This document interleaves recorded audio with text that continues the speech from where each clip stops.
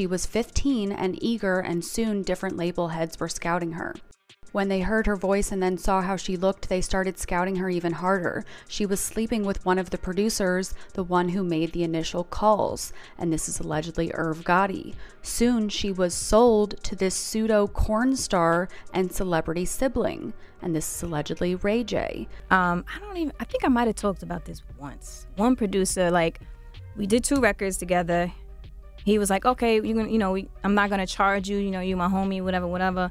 And then when it came time to put on the album, he was like, well, let's take a shower together. What? Y'all, there's a crazy blind item going around about Diddy and Ray J plotting on Ashanti, SAing her and blackballing her. And it's really as horrible as it sounds. Listen, I'm still not over Diddy stealing songs from Ashanti and trying to pass her vocals off as J-Lo's. But now you're telling me this demon did Ashanti the way he did Cassie? And then Ray J was involved too? We're still not done talking about what Ray J was doing when Whitney died. Y'all, the whole industry is unraveling before our eyes, and honestly, I'm here for it. Because all these men and women who enabled them have been getting away with SA and all kinds of depraved things for far too long. But let's get back to the topic of my girl Ashanti. Did Diddy and Ray J really sell her out and then mess with her career? Let's break it down. He brought her to the attention of this A+ list rapper and mogul, and this is allegedly Diddy, and he signed her to a deal. By the time all of the ink was dry, she was just shy of being legal. Didn't stop the mogul. He liked to sample the new talent. So Ashanti is finally back in the music game after a hot minute, and while it's great to see her back on stage again, it's all a little bittersweet. Folks are saying that if it weren't for J-Lo snatching her career, Ashanti would be huge right now. And now it turns out that J-Lo stealing from her was just the tip of the iceberg.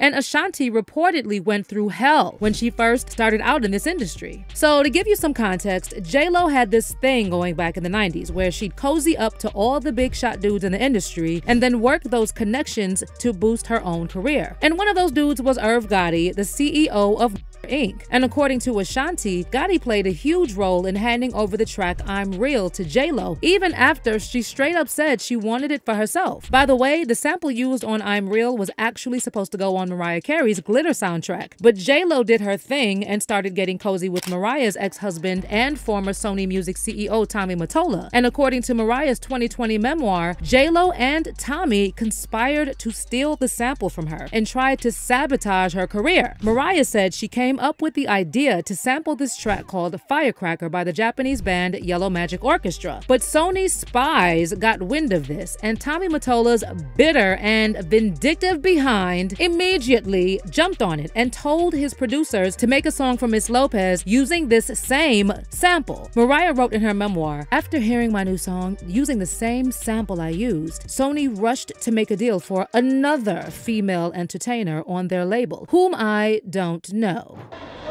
Und was ist mit J-Lo? Die kenne ich nicht. So this sample Mariah wanted to use ended up on J-Lo's song I'm Real featuring Ja Rule. But see, Ja was actually supposed to work with Mariah, but Tommy Mottola again interfered and told Ja he should jump on J-Lo's track instead. Diddy also allegedly played a part in getting Ja Rule to do the remix with J-Lo. And that's because Diddy and Ja used to freak off together. At least that's what Diddy's former bodyguard Gene Deal said they were doing. He picked up some things from up here on my left side. And then he picked like quite a few of them down. I was like, yeah, okay. He put them in the bag. So when I went by there and I looked up there and it said butt plugs. And I was like, hey, yo. I said, yo, what are you getting this for? And it said butt plugs. And he was like, yo, can I do my shopping by myself? I said, yeah, you could do it by yourself, brother. Later on that, I think that afternoon, same day, this rapper and him, they all in the room together. Next thing you know, somebody rang the doorbell. We had the presidential suite where we was at. So I opened the door and the dude said, yo, I'm here for my cousin. I said, who your cousin? And he said, Ja Rule. I said, well, he busy right now. He said, He busy doing what? I said, he with Puff. They're in the room, they busy, they don't want to be bothered. He said, well, I'm going in there. I said, bruh, you ain't going in there because he told me they don't want nobody to be bothering them. Puff and Ja Rule runs out the room. Puff got his towel, Ja grabbing his towel, but they butt the naked. And so then Ja was like, yo, what's going on? Yo, G, that's my cousin. He know me well. You know, and Puff was like, yo, G, what happened? I said, he tried to get in the room. I told him he couldn't get in the room. And he was like, he just looked, Puff looked at Ja. He said, yo, Ja said, you ain't want to go in that room because there's a lot of freaking going on. So anyway, J-Lo and Ja Rule's mutual boo, Diddy, jumped in to help Irv Gotti and Ja cook up that remix for I'm Real. But here's the real tea, y'all. In an interview back in 2014, Ashanti spilled the beans, saying it was actually her voice that they used on that track. Well, I demoed the record for her. That was way, way back. That was before I was signed to Murder Inc. And they kept my hook. And, you know, they kept some of the backgrounds and ad-libs and stuff like that. Can you believe that mess? So first they took the sample from Mariah, and then they took Ashanti's vocals and slapped them on the track like it was nothing. Ashanti also said she explicitly told Gotti she wanted to record I'm Real for herself, but he and Diddy went and gave it to J-Lo behind her back. And it was funny, it was a bittersweet because I was really excited because it was J-Lo, you know what I mean? But I was so mad at Irv because I was like, you know I wanted that record.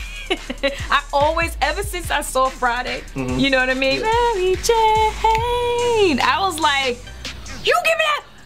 I want that record. Anyway, in 2021, this controversy surrounding I'm Real was reignited once again when Ashanti performed the song during her versus battle with Keyshia Cole. For the younger generation, this was the first time they heard this song, and you know how the TikTok crowd loves to do detective work. So they went and dug up a bunch of old receipts to prove J-Lo had been stealing from black female artists from the jump. Plus, they also found out that J-Lo says the N-word in the explicit version of I'm Real. So TikTok was really on her back about this for months. And then Ashanti threw some subtle shade as well. When they asked her how it felt to finally get the recognition for her vocals, she said, it's crucial to get that recognition, especially nowadays when everything's all smoke and mirrors. Meanwhile, other black women artists started coming forward, claiming Diddy stole their songs for J-Lo. One of them was singer Shantae Moore, who said Diddy straight up snatched a song that was written for her, and this song later became J-Lo's hit record, If You Had My Love. Rodney Jerkins actually came and wrote this wonderful song for me called If I Gave Love. And you know, the Jennifer Lopez song was If You Had My Love. He wrote the same song for her. I heard that it was because Puff Daddy walked in and said, and heard my song and said, I want that song. And he was like, yeah, well, that's already taken. You know, we wrote that for Shantae and blah, blah, blah. And he was like, yeah, I want that song. So Rodney wrote really the same song. Honestly, if you hear my song, it's the same song. Oh, Mine says, if you had my love and baby that gave me, if you had my trust, would you use it against me? Hers, I don't know.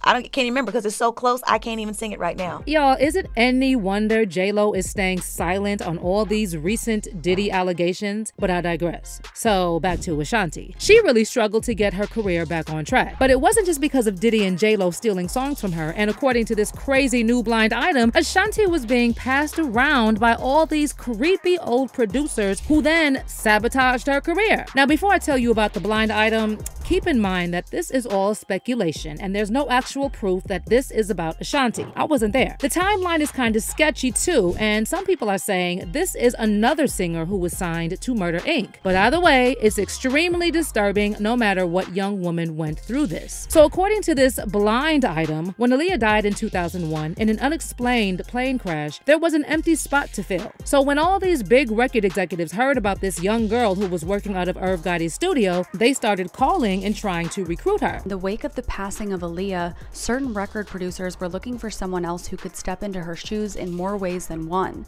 As I have told you before, Aaliyah was SA'd as a minor by several producers and was treated like a piece of meat to be bought and sold by different moguls up until the time she passed away. A couple of years after she passed away, a fairly large record producer started making some calls about a singer he had working out of his studio, and this is allegedly Ashanti. She was 15 and eager, and soon different label heads were scouting her.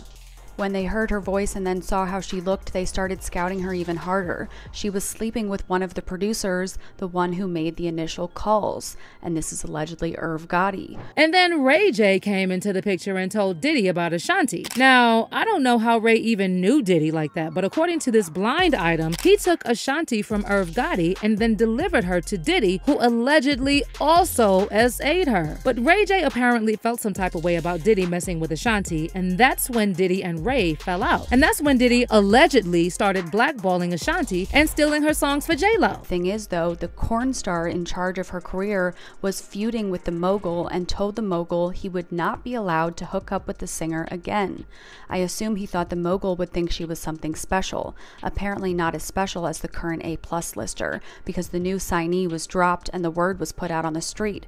No record deals for her, apparently not as special as the current A+ lister, because the new signee was dropped and the word was put out on the street.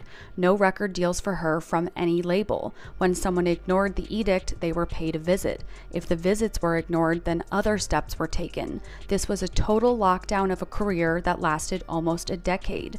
The corn star cost his client her singing career, but he didn't care because he was with so many different women who were all earning for him that she was just a drop in the bucket. But like I said, some people are saying that the timeline doesn't add up because Ray J is actually a year younger than Ashanti, so it's unlikely he sold her to Diddy when she was that young. Apparently, the blind item could be about singer Tiara Marie because she was signed at age 16 to Jay-Z's label Def Jam, and her career later took a questionable turn. So if the blind item is really about Tiara Marie, then the first producer they mentioned could be L.A. Reid and the mogul Jay-Z. Now, as for Ashanti, she did have a similar situation with an unnamed producer, and in her December 2022 interview on The Breakfast Club, she said this producer asked her to shower with him after they made 2 records together. Once. One producer, like, we did 2 records together.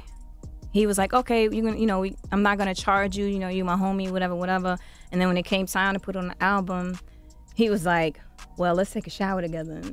Now, a lot of people immediately assumed she was talking about Irv Gotti, but they're now saying it could have been Diddy because last year, Ashanti jumped on a remix of Diddy's track, Gotta Move On. Now you wanna say you wanna tell. Now you wanna say you wanna tell.